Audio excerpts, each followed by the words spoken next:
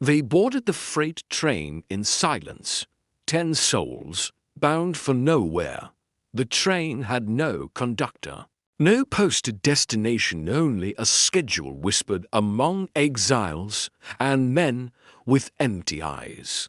It moved across a poisoned land where no roads ran, through canyons of shattered glass and skeleton forests, far from anything that could be called civilization.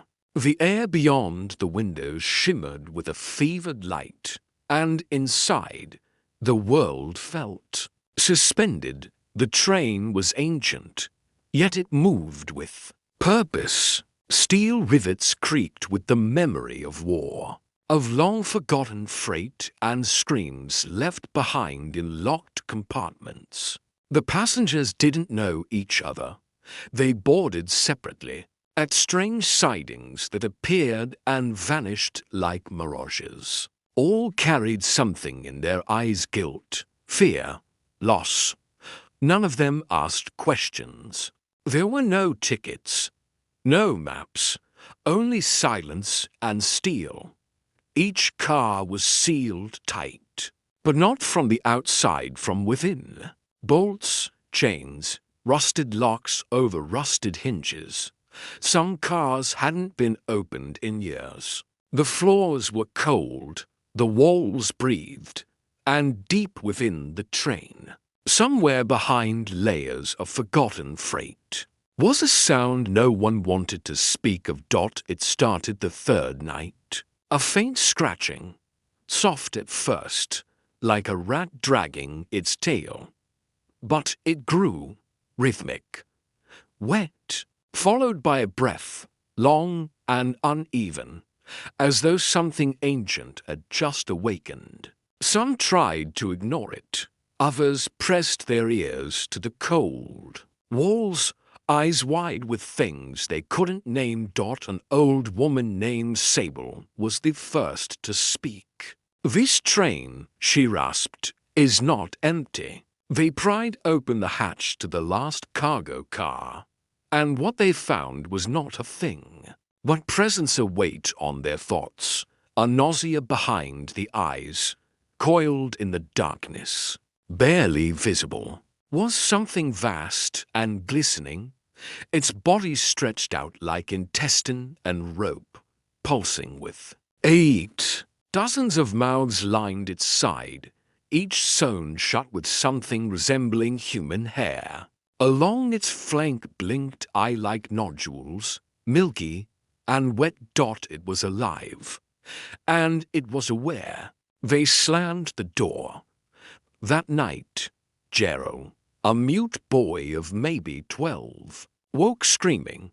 Though his throat made no sound, blood streamed from his nose and ears. He convulsed and collapsed, only to awaken with trembling hands and wild eyes. Grabbing a lump of coal from the corner stove, he began to scrawl along the floorboards. It speaks inside. It is not alone. It remembers the minds. They tried to question him, but the boy could only write. He didn't sleep again, and each morning his writings grew longer, darker. It is hungry. It offers a deal. More braver souls went back to look. This time, the door opened by itself. The creature had moved. Now it filled half the car. Flesh pressed against the walls like rising dough. One of its mouths had come unstitched, revealing rows of circular teeth that moved not to bite, but to whisper. The sound wasn't audible, it was in their bones, behind their eyes. Words they hadn't known they remembered. The message was simple: feed me, and you may go on. They argued. Of course they did. Some said it was bluffing. Others believed it to be a god or demon from the world before. Sable said it was a remnant, a biosynthetic predator from the underground. Colonies, abandoned when the surface world burned. It didn't matter. It was hungry, and it wasn't leaving. When the train refused to stop, when the emergency brakes failed, and the windows showed only shifting ash fields, they understood. The deal had to be made. They voted, in silence, with shreds of cloth torn from coats. Each wrote a name. One man, Martin, a spice runner from the Red Quart, received 5. He begged, cried, tried to fight. They dragged him to the door. And the creature accepted. It took him slowly, not cruelly, but with reverence, as though absorbing not flesh, but memory. His screams faded into calm. The slurping sound continued for hours. When it ended, the car door closed by itself. For a time, the train was silent again. But the scratching always returns. Asterisk, but peace is always rented, and the hunger always returns. On the 5th night, the boy Gerald scratched a single sentence on the cabin wall, larger than any he had written before. It remembers us. They asked what that meant, but the boy only shook his head. His fingers trembled. That night, his eyes were wide and unfocused, as if he was seeing through the walls. The steel, the world, the air in the train grew heavier, not warmer, heavier. Breathing became effort. Shadows stretched to long, light flickered where no flame burned, and the sound of the wheels changed, as though the track below were decaying beneath the train's passage.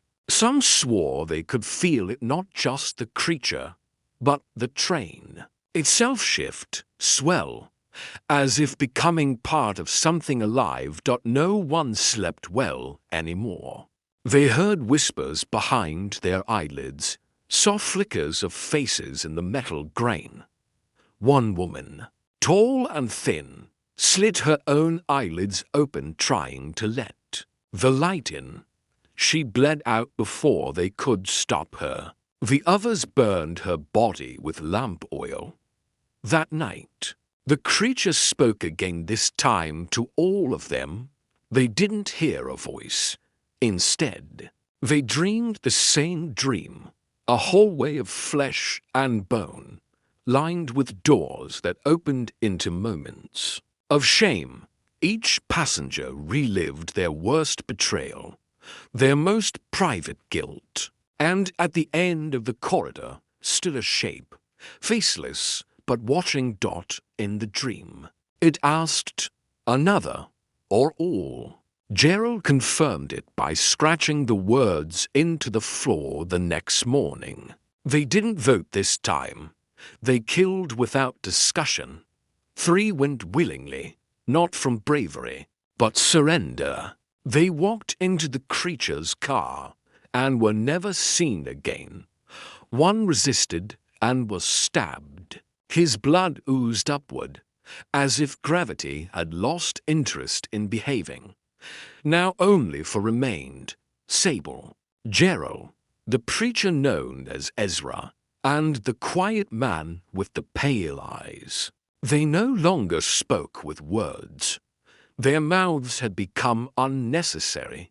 Sable began carving marks into the walls, not symbols, portraits, faces of those they had sacrificed. She hummed when she worked. When they asked her why, she whispered, so they're not forgotten. Ezra prayed without gods.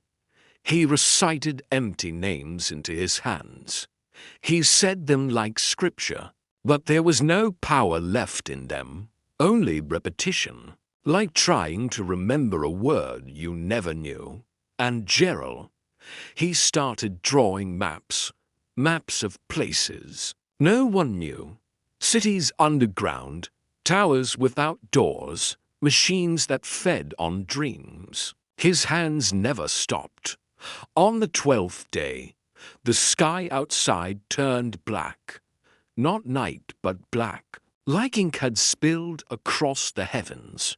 The stars blinked out, the sun a hole, the wind gone. They were alone in a world that had ceased to spin. Then came the message, carved not by Gerald, but etched into the metal by heat itself. There is no track. The realization struck like thunder. The train was no longer moving across land. It moved through something else memory, nightmare, a loop of guilt sharpened to a point. The train was its body now, or they were, or all of it was the creature. Ezra went mad. He ripped out his own tongue and fed it to a small shrine he built from bones and wire. He claimed the creature could be appeased by lies. He began collecting them from the others, forcing them to tell untruths aloud, then writing them down and setting them aflame. None of it worked, but he kept going. Sable finally confronted the Pale One. "You haven't spoken," she said, voice low and brittle. Not once. He stared at her, calm, unblinking. He said, "There is nothing worth saying." That was when Gerald collapsed. He had written one last message. "It is coming into us." Sable wept. Ezra laughed. The Pale One stood. The train stopped. There was no screech, no jolt, just stillness, as if the air had thickened to syrup and time had lost its grip.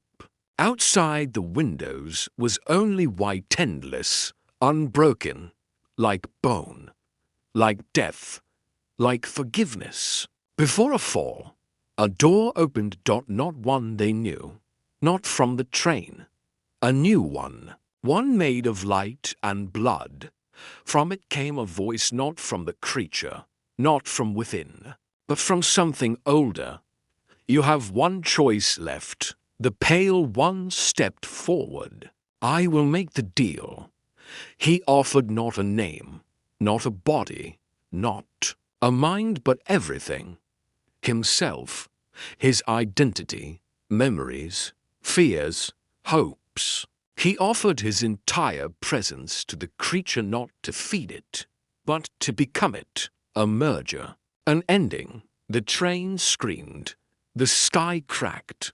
The last passengers dropped to the floor, their bodies weeping salt. And the Pale One smiled, as if all of it had gone according to plan. The train disappeared. It was never found, but across the flats, in places where compasses fail and machines short out without reason. Wanderers sometimes report seeing a shaper.